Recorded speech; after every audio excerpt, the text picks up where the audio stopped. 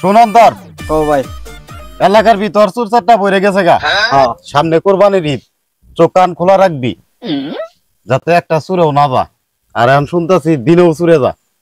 ভাই তুমি এ ব্যাপারে কোনো চিন্তাই করো না ভাই, আমরা সব সময় কড়া নজর রাখবো যাতে চুরি কোনো ভাই না যা।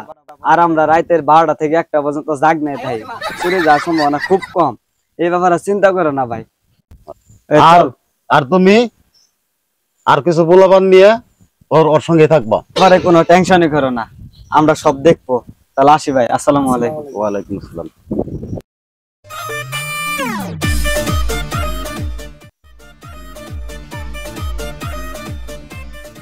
এই শোনো না গো, কি হয়েছে? আজকে একটু চুরি করতে যাও না, ঈদ তো কাছে আসলো। কি চুরি করবো, ঈদ তো চাপে এলো, ধরা পড়লে তো মানুষের ধরে মারে খালি। তুমি যে এত বছর ধরে যে চুরি করতেছো, কবে এই চুরিটা তুমি ভালো মতন করতে পারছো? আচ্ছা যাও, আমি আজকে একটা চুরি করে নিয়ে আসবো।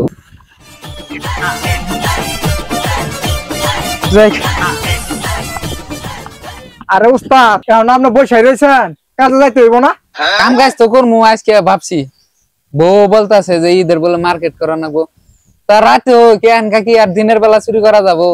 আর দিনের বেলায় তো আনকে কাজ, সামনে ঈদ, হাতে টাকা পয়সা নাই গে, বন্ধের পাতালা তো গরু বাঁধে রাখছে, কোনখানে আমরা একটা নিয়ে আসে বলবো। এই যে পাবে, এটা আপনার জন্য। থ্যাংক ইউ ভাই, দেখো কি সুন্দর বুদ্ধি, এরকম বুদ্ধি কি তুমি পাবা? এত সুন্দর বুদ্ধি ধরবো না, মায়ের তো না, মাসির দরদ বেশি।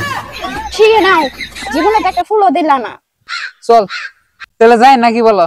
উস্তাদ চলেন তো, তাড়াতাড়ি চলেন তো। তাড়াতাড়ি যাও। আচ্ছা দোয়া করো। আরে শোনো, আমি কি কি বলছি মনে আছে তো? সবই মনে আছে। নেকলেস এবার আসি। আচ্ছা আইবো। দোয়া করেন ভাবি, আমরা যেন আর ধরা পড়ি না। আমি তো নেকলেস কিনে দিব।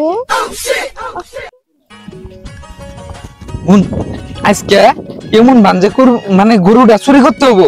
উস্তাদ তুমি যে গুরু, হ্যাঁ তুমি যে গুরু।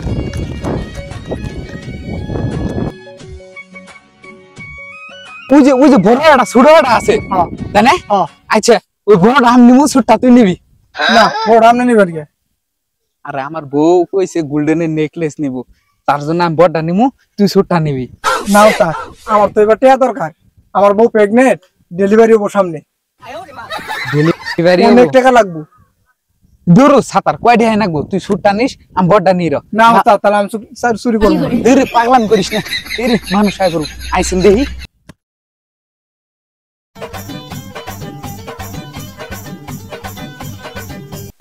ভাই ছেড়ে দেন, ভাই ছেড়ে দেন, আর কোথাও চুরি করবো না ভাই, ভাই আর কোথাও চুরি করবো না ভাই, ছেড়ে দেন, ছেড়ে দেন ভাই, ছেড়ে দেন। আসেন মাদ্রাস, আসেন বসেন।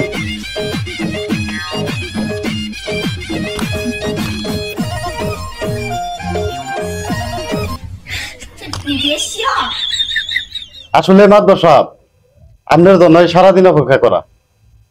বিকাল 3টার সময় চোরগুলো ধরা হয়েছে।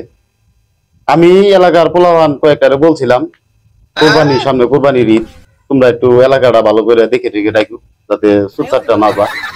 2টা চোর ধরছে। আপনার বিকাল 3টার সময় এরা চুরি করতে আসছে, তাহলে কিরকম চোর? আর একটা কোরবানি, কত আশা করে মানুষ একটা কোরবানি ফেলে, আর এই কোরবানি পশুটা এরা চুরি করে নিয়ে যায়। এটা গরিব মানুষের হক। মাদ্রাস সাহেব, আপনার কাছে আমার বিনীত অনুরোধ, আপনি এদের এমন একটা চূড়ান্ত বিচার করবেন যাতে এদের বিচারটা দেখে আরো এলাকার পোলাপান যেগুলো আছে তারা আছেন শুদ্রা। আমার এইটুক আবেদন আপনার কাছে। সম্মানিত উপস্থিতি, আমার একটু জরুরি কাজে আমরা বাইরে গেছিলাম, আপনারা আলাপ আলোচনা করছেন। যা হোক, অভিযুক্ত আর সকল কথা আমি শুনবো, আলোচনা হবে, পর্যালোচনা করে আমরা আসামি শনাক্ত করব।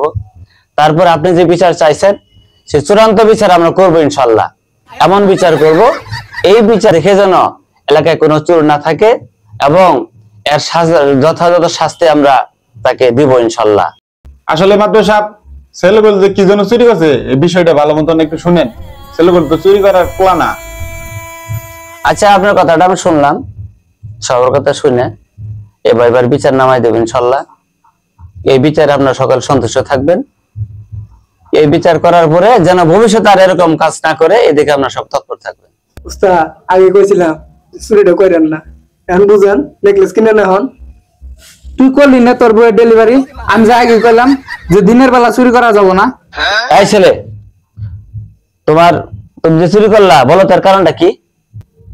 মাত্র সাপ আসলে টিয়া পয়সা আসিল না তো, বইয়ের লাভ সুবিধা, ওই জন্য আমরা এই কাজটা করছি। এই ছেলে, তুমি কেন কাজটা করে করছো? আসলে মাদ্দর সাহেব, আমি চুরি করছি তার কারণ হলো আমার বউটা খুবই লোভী। সে এমন এমন বায়না ধরে আমি আসলে কুলায় উঠতে পারি না, তার জন্য আসলে চুরির পথটা অবলম্বন করছি। আসলে মাদ্দর সাহেব কি করবো, আজকে আইতে সময় ওরও বলে দিছে, আমারও বলে দিছে ডায়মন্ডের নেকলেস কিনে দিতে। আমার তো আসলে সাধ্য নাই। এই পরে যুক্তি দিল যে তুমি বলে আগে চুরি করছো না কি করছো, মেলা দিন ধরে তো চুরি করবে যাও না, আজকে চুরি করবে যাও। আসলে মাদ্দর সাহেব পর যুক্তি ধরে আজকে আমি বিরাট বড় ভুল করে হালাইছি। মানুষের কুরবানির গরু চুরি করা আমার পক্ষে এটা মুড়ে ঠিক হয় নাই। আপনি করে হাতে পায়ে ধরে কই এবারের মতো ছাড়ে দেন, আমরা আর জীবনে কোনোদিন চুরি করবো না। আমরা মাফ করে দেন, আমরা আর চুরি করবো না। আমরা আর জীবনে চুরি করবো না, কর্ম করে খামো, তাও আর কোনোদিন চুরি করবো না। আর এরম লুবি বউ কিছু দিয়ে থাকতে থাকবো, না থাকবে না থাকবো, তারপরেও আমরা আর এই ভুলটা করবো না। আমরা মাফ করে মাফ দেন, করে দেন, আমরা আর চুরি করবো না। আমরা আর চুরি করবো না। তোমরা যে ধরনের একটা অকারেন্স কাজ করছো, মানুষের কত আশা করে এই কুরবানিটা পালে, গরিব মানুষের হক, তোমরা বইয়ের সল্লা ধরে বইয়ের কথা মাইনে তোমরা আসো চুরি করবে। ঠিক হয়েছে। হ্যাঁ? আর ওই ছেলে, ঠিক। তোমার এর আগেও আমি আর 3টা সালিশ করছি। হ্যাঁ, তুমি শুধরাও নাই। তুমি তো মনে হইতেছো তুমি আরো শুধরাবা না। তাহলে এই ছেলেটা মুখের দিক বিবেচনা করে তাকে একটা এবারের মতো আপাতত মাফ করে দেওয়ার একটা চিন্তা ভাবনা করে চাইতেছেন, আপনারা কি করেন? আচ্ছা যাক, মাত্র হাজিরের মজলিসে দোষী সাব্যস্ত কইরা আমরা যে বিচার করার জন্য চেষ্টা করছি, অপরাধী অপরাধ স্বীকার করছে, এটি তার বিচার। আর যেন ভবিষ্যতে এরকম অপরাধ না করে সেজন্য আপনারা সবাই তার দিকে নজর রাখবেন আর তার জন্য দোয়া করবেন, এই জন্য আর অপরাধ না করে একজন ভালো হয়ে চলে বউপোলা নিয়ে সংসার ঠিক মতো করে ধরে খায়। আজকের মজলিস দাঁড়াও। মাদ্দর সাহেব, আসলে আমরা ভুল করছি, আমরা ভুল স্বীকার করছি, যার কারণে ক্ষমা করে দিয়েছেন। এর জন্য আপনাদের কাছে চির ঋণী হয়ে থাকলাম। আর দর্শক ভাইদের উদ্দেশ্যে বলছি, কেউ বউয়ের কথা ধরে সম্মান হারাতে যায় না। বউ গেলে বউ পাওয়া যাবে, সম্মান পাওয়া যাবে না।